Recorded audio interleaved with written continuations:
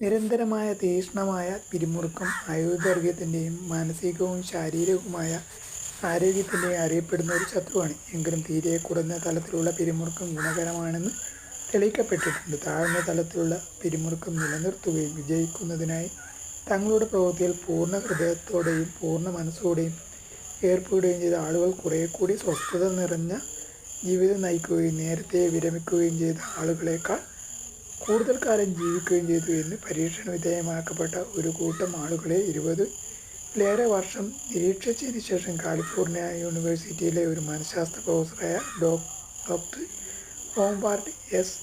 ഹൈഡർമാൻ കണ്ടെത്തി. ഇതിൽ നിന്നും ചെറിയ അളവിലുള്ള പിരിമുറുക്കം ക്രിയാത്മകമായ ഒരു കാര്യമാണെന്ന് അദ്ദേഹം തീർച്ചപ്പെടുത്തി. ചെറിയ അളവിലുള്ള പിരിമുറുക്കത്തോടെ ജീവിക്കുന്നവർ ആരോഗ്യകരമായ ശീലങ്ങൾ പകർത്തിയെടുക്കുകയും പുകവലിക്കാതിരിക്കുകയും കുറച്ചുമാത്രം മദ്യം കഴിക്കുകയും ചെയ്യുന്നു.